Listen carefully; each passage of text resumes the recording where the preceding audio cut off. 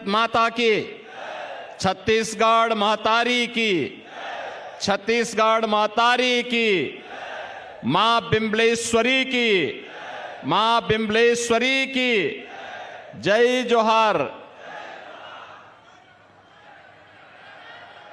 मंच पर उपस्थित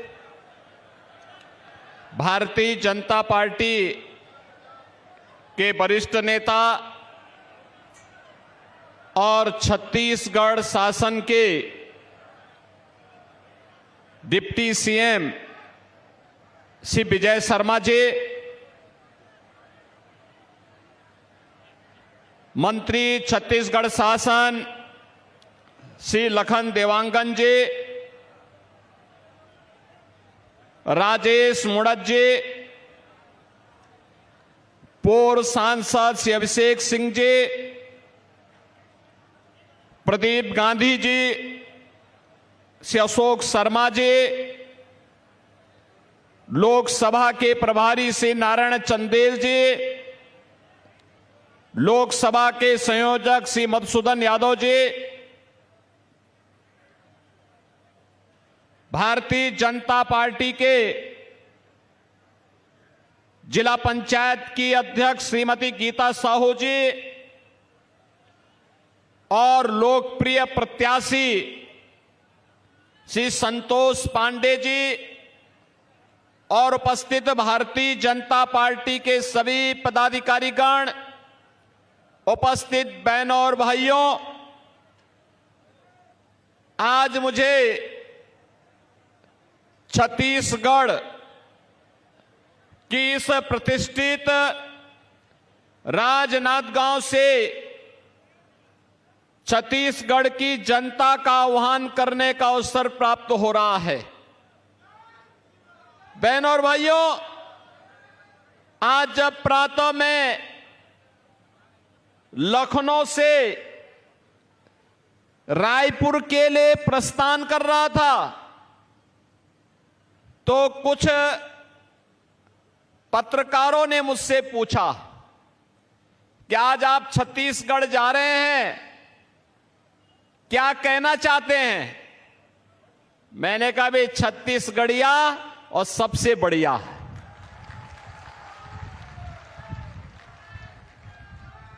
लोगों ने कहा कैसे? मैंने कहा भाई ननिहाल किसको अच्छा नहीं लगता है, और छत्तीसगढ़ तो हमारे आराध्य प्रभु श्री राम का ननिहाल है, माता कौशल्या का मायका है। जितने अभिभूत उत्तर प्रदेश वासी और देशवासी हुए हैं, अयोध्या में 500 वर्षों के बाद रामलला के पुनर्आगमन पर उससे ज्यादा खुशी छत्तीसगढ़ वासियों को है। और इसीलिए तो छत्तीसगढ़ के बहन और भाई जहां अभिभूत हैं, आनंदित हैं, वहीं मुझे छत्तीसगढ़ के अपने बहन भाइयों के साथ आज चुनावी सभाओं के माध्यम से संवाद बनाने का अवसर प्राप्त होगा। तो स्वाभाविक रूप से जो प्रभु के आगमन पर अभिभूत हो, आनंदित हो, उनसे बढ़िया दूसरा तो नहीं होगा। और इसलिए मैंने कहा छत्तीसगढ़िया तो सबसे बढ़िया। बहनों और भाइयों, छत्तीसगढ़ अपनी पहचान आज से नहीं, हजारों वर्षों से अपनी इस विरासत का संरक्षण करती आ रही है। सरकारों ने उपेक्षा की होगी, लोगों ने तमाम प्रकार के गलत तरीके से यहां की छवि को प्रस्तुत करने का प्रयास किया होगा, लेकिन भारतीय जनता पार्टी की सरकारें छत्तीसगढ़ के अंदर या केंद्र में श्रद्धेय अटल जी की सरकार रही हो या फिर पिछले 10 वर्ष में प्रधानमंत्री मोदी जी के नेतृत्व की सरकार, जिस मजबूती के साथ छत्तीसगढ़ को उसकी पहचान दिलाने के लिए प्रतिबद्ध दिखाई देती है, वह अभिभूत करने वाली है। और इसलिए बहनों और भाइयों, आज हम सब आपके पास आए हैं आपसे कहने के लिए, आपने देखा होगा जो काम अयोध्या में हुआ है, प्रभु रामलला 500 वर्षों का इंतजार समाप्त करके फिर से अयोध्या में उनका आगमन हुआ है। क्या ये काम कांग्रेस के लोग कर पाते क्या ये काम कांग्रेस के लोग कर पाते क्या? देखो, जब भगवान राम को 14 वर्ष का वनवास हुआ था तो उन्होंने उस समय भी उस कालखंड का उपयोग भी कहां किया? सबसे पहले जब अपने स्वयं के अयोध्या से उनको वन के लिए जाना पड़ा तो उन्होंने इसी छत्तीसगढ़ की तरफ रुख किया, क्योंकि ननिहाल नजदीक था। और पहले चित्रकूट आए और फिर ही दंडकारण्य होते हुए पंचवटी की तरफ गए। और उस समय भी उनके सामने चुनौती थी, और चुनौती यही थी कि उस समय भी रावण के कुछ राक्षस उस समय इस पूरे क्षेत्र को, यहां के ऋषि मुनि और ज्ञान और आराधना में रत, उस समय की साधना में रत ऋषि मुनियों को परेशान करते थे, वहां के सभ्य समाज को प्रताड़ित करते थे।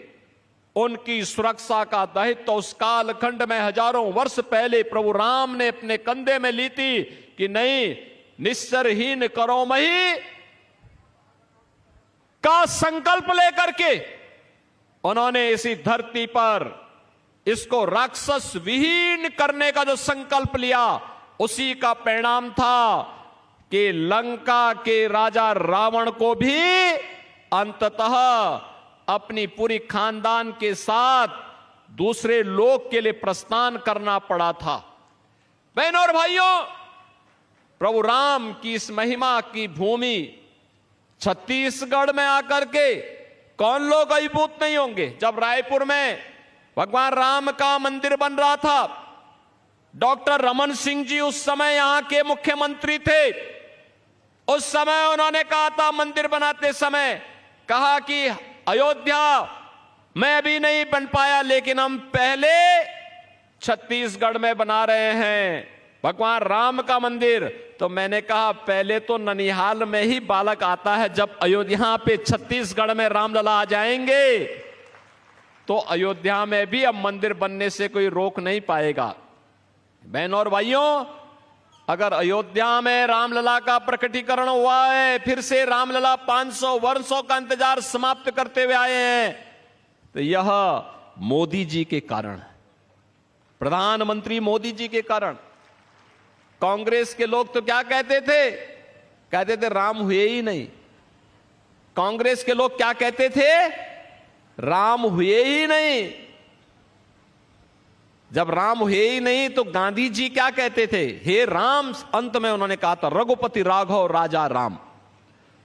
गांधी जी के नाम पे जिन लोगों ने जीवन भर सत्ता आई, वे लोग राम के अस्तित्व पर प्रश्न खड़ा कर रहे हैं। बहनों और भाइयों, ये केवल राम के अस्तित्व पर प्रश्न खड़ा करने की कुप्रवृत्ति नहीं, यह भारत के अस्तित्व पर प्रश्न खड़ा करने का कांग्रेस का कुत्सित चेष्टा थी। और यही कारण था, कांग्रेस ने छत्तीसगढ़ को जब अवसर मिला, पूरी तरह लूटने का कोई अवसर वे लोग चूके नहीं, कोई अवसर चूके नहीं। भारतीय जनता पार्टी की सरकारों ने, चाहे वह डॉक्टर रमन सिंह की छत्तीसगढ़ की सरकार रही हो, चाहे वह वर्तमान में श्री विष्णुदेव साय के नेतृत्व की सरकार हो, इन लोगों ने यहां के गरीबों के लिए, पिछड़ों के लिए, वनवासियों आदिवासियों के लिए, उनके उत्थान के लिए प्रधानमंत्री मोदी जी के नेतृत्व में और श्रद्धेय अटल जी के नेतृत्व में जो योजनाएं बनाई थी, कांग्रेस ने अपने 5 वर्ष के कुशासन में ही उन्हें पूरी तरह समाप्त करने का प्रयास किया, पूरी तरह समाप्त करने का प्रयास किया। और मुझे तो बताया गया कि इस प्रतिष्ठित सीट पर कांग्रेस ने यहां के पूर्व मुख्यमंत्री को, श्री भूपेश बघेल को ही अपना प्रत्याशी बनाकर के उतारा है। यानी जिनके ऊपर पहले से ही शराब घोटाले का, कोयला घोटाले का, पब्लिक सर्विस कमीशन के घोटाले का, डीएमएफ घोटाले का, गोठान घोटाले का और महादेव ऐप के घोटाले का आरोप हो और एफआईआर भी लॉन्च हो चुकी हो और व्यक्ति पूरी ठसक के साथ चुनाव लड़ने का दुस्साहस कर रहा है, इसका मतलब वह यह मान के चलता है कि हम कितना भी बड़ा अपराध करेंगे तो हम लोग समाज की आंखों में धूल झोंक करके सत्या त्याग लेंगे। अब नहीं होने वाला है। ये नया भारत है, नया भारत। नए भारत में घोटालेबाज नहीं चलेंगे, नहीं चलेंगे। बहन और भाइयों, घोटाले की हद तो शराब घोटाला, कोयला घोटाला, ये तो कांग्रेस की प्रवृत्ति थी। भूपेश बघेल जी ने तो अपने शासनकाल में गोबर का भी घोटाला कर डाला। आप सोचो, जिन गरीबों को खाद के लिए पैसा मिलना चाहिए था, यूरिया दुनिया के अंदर मिल रही है 3000 रुपए बोरे में, वही 300 रुपए में भारत के अंदर भारत की सरकार, मोदी सरकार दे रही है। लेकिन ये तो यहां पर कांग्रेस की सरकार ने गोबर का भी घोटाला कर डाला। बहनों और भाइयों, यहां पर मैं सोचता हूं कभी कभी गौ माता को भी तस्करों के हवाले कर दिया गया था, कसाईयों के हवाले कर दिया गया था। लब जिहाद की घटनाओं को पूरी तरह छूट दे दी गई थी। एक सामान्य भुवनेश्वर साहू के साथ किस प्रकार की घटनाएं घटित हुई थी, उसके पिता ईश्वर साहू, छत्तीसगढ़ की जनता का मैं अभिनंदन करूंगा कि उन्हें विधायक बना करके लोगों ने भुवनेश्वर साहू को सच्ची श्रद्धांजलि अर्पित की। क्योंकि भुवनेश्वर साहू की एक ही गलती थी, उसने लब जिहाद का विरोध किया था, कांग्रेस सरकार की तुष्टीकरण की नीति का विरोध किया था और उस शख्स से लड़ते लड़ते अपने आप को बलिदान कर दिया था। बहनों और भाइयों, यहां की जनता जनार्दन ने स्वर्गीय भुवनेश्वर साहू को श्रद्धांजलि अर्पित करते हुए उनके पिता ईश्वर साहू को विधायक बना करके उनकी स्मृतियों को जीवंत बनाने का काम किया है। बहनों और भाइयों, एक कांग्रेस घोटाले का नाम है, एक कांग्रेस आतंकवाद का नाम है, एक कांग्रेस नक्सलवाद का नाम है। जिस उम्र में युवाओं के हाथ में टैबलेट होना चाहिए, अच्छी पुस्तक होनी चाहिए, दुनिया को आगे बढ़ाने का जज्बा होना चाहिए, एक कांग्रेस ने उस उम्र के इन बच्चों के हाथों में तमंचे पकड़ा दिए और तमंचे पकड़ा करके भारत के खिलाफ ही उन्हें लड़ने के लिए नक्सलवाद के नाम पर, आतंकवाद के नाम पर, उग्रवाद के नाम पर उकसाने का कार्य किया। बहनों और भाइयों, अब ये देश मोदी जी के नेतृत्व में कार्य कर रहा है और आपने 10 वर्ष में बदलते हुए भारत को देखा होगा, बदलते हुए भारत को देखा होगा। 10 वर्ष में क्या ये कभी हुआ, ये कभी हो पाया देश के अंदर? बहनों और भाइयों, छत्तीसगढ़ की डॉक्टर रमन सिंह जी के नेतृत्व की पहली सरकार थी जिन्होंने 1 रुपए किलो चावल यहां के गरीबों को, यहां के आदिवासी वनवासियों को देना प्रारंभ किया था। और मोदी जी के नेतृत्व की सरकार पिछले 4 वर्ष में 80 करोड़ भारतीयों को फ्री में राशन की सुविधा का लाभ प्रदान कर रही है। कांग्रेस की सरकार के समय गरीब भूखों मरता था, भूखों मरता था, किसान आत्महत्या करता था, नौजवान पलायन करता था, महिलाओं के सामने अपनी सुरक्षा का संकट था। मोदी जी के नेतृत्व में 80 करोड़ गरीबों को फ्री में राशन की सुविधा का लाभ, 60 करोड़ गरीबों को 5 लाख रुपए की स्वास्थ्य बीमा का, आयुष्मान भारत का कवर, हर वर्ष 5 लाख रुपए की। यही नहीं, 50 करोड़ गरीबों के लिए जनधन अकाउंट खोल दिए गए, जो पैसा कमीशन खोरी का कांग्रेसियों की प्रवृत्ति का हिस्सा था, मोदी जी ने जनधन अकाउंट खोल करके उसको पूरी तरह उस पर रोक लगाने का काम किया। बहनों और भाइयों, 12 करोड़ अन्नदाता किसानों को प्रधानमंत्री किसान सम्मान निधि का लाभ, 12 करोड़ गरीबों के घर में शौचालय का निर्माण, 10 करोड़ महिला स्वयंसेवी समूहों को आर्थिक स्वावलंबन के मार्ग पर अग्रसर करने का कार्य। बहनों और भाइयों, 10 करोड़ गरीबों के घर में उज्ज्वला योजना का रसोई गैस का सिलेंडर भी पहुंचा दिया गया। 4 करोड़ गरीबों के मकान मोदी जी के नेतृत्व में देश में बने। उत्तर प्रदेश ने 56 लाख गरीबों के मकान बनाए, लेकिन भूपेश बघेल की सरकार ने 18 लाख गरीबों को छत्तीसगढ़ के अंदर मकान से वंचित किया था, क्योंकि मोदी जी पैसा देना चाहते थे, लेकिन भूपेश बघेल उसको लेना नहीं चाहते थे। इन गरीबों को मकान न मिले, इसका दोष भी अगर किसी के ऊपर है तो कांग्रेस की सरकार के ऊपर है। 2.5 करोड़ गरीबों के घर में बिजली पहुंचाने का काम हुआ, हर घर नल की योजना लागू हुई। बहनों और भाइयों, ये सभी कार्य मोदी जी के नेतृत्व में एक नए भारत का दर्शन, कश्मीर में आतंकवाद की ताबूत पर अंतिम कील ठोकने का काम हुआ, धारा 370 समाप्त हुई, तो 3 तलाक की कुप्रथा को भी सदैव के लिए समाप्त किया गया। और आज इसीलिए भारतीय जनता पार्टी आपके पास आई है कहने के लिए कि यहां के गरीब किसानों से धान को अतिरिक्त बोनस देकर के खरीदने की परंपरा को जो डॉक्टर रमन सिंह जी ने तय किया था, उस परंपरा को कांग्रेस सरकार ने बाधित किया। श्री विष्णुदेव साय के नेतृत्व की भारतीय जनता पार्टी की सरकार ने फिर से उसको जीवित करके यहां के अन्नदाता किसानों को फिर से आर्थिक रूप से संबल देने का काम किया। 18 लाख गरीबों को मकान देने जा रही है भारतीय जनता पार्टी की सरकार। और बहनों और भाइयों, मोदी जी ने तो कहा है जो 80 करोड़ गरीबों को हम राशन दे रहे हैं, अगले 5 वर्ष तक हम निरंतर जारी रखेंगे। मोदी जी ने यह भी कहा है 3 करोड़ गरीबों को अन्य मकान देंगे। मोदी जी ने यह भी कहा है कि जितनी भी गरीबों के लिए योजनाएं हैं, इसमें और तेजी के साथ हम आगे बढ़ने का काम करेंगे।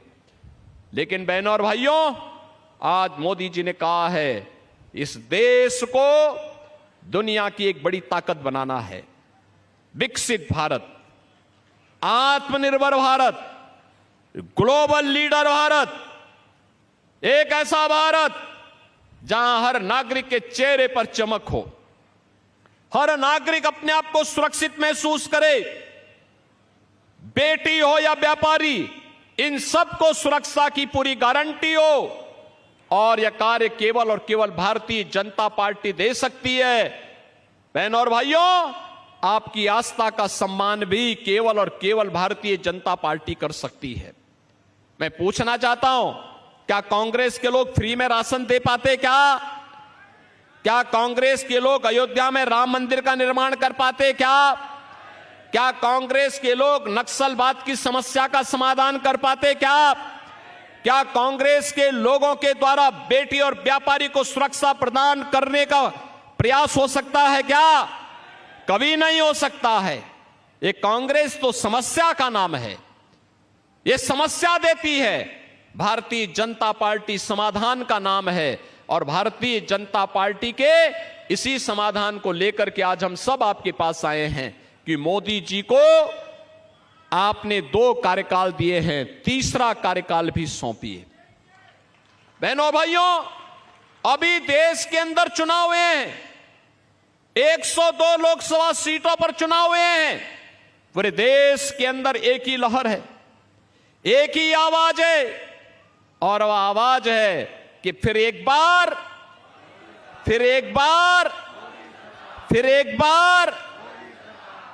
मोदी सरकार। तो फिर एक बार मोदी सरकार की जो गूंज है, उस गूंज को छत्तीसगढ़ में भी हमें गूंजायमान करना है। सहमत हैं? सहमत हैं? सभी सहमत हैं? पीछे तक मुझे बताओ, थोड़ा हाथ खड़ा करके, सभी लोग सहमत हैं? सभी लोग सहमत हैं? भारतीय जनता पार्टी ने मोदी जी के प्रतिनिधि के रूप में इस राजनांदगांव में श्री संतोष पांडे को फिर अपना प्रत्याशी बनाकर के उतारा है।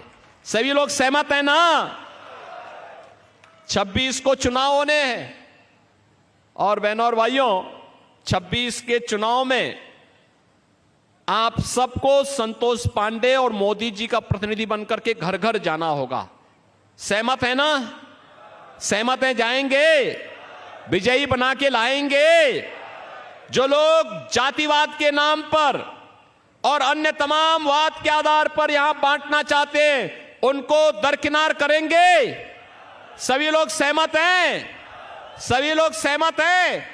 कमल चुनाव चिन्ह पर विजयी बना के भेजेंगे। बहनों और भाइयों, आप सबसे मेरी अपील है, किसी संतोष पांडे जी को कमल चुनाव चिन्ह पर भारी बहुमत से विजयी बनाने का आप कार्य करेंगे। आप सब मेरे साथ बोलेंगे, भारत माता की, भारत माता की, भारत माता की।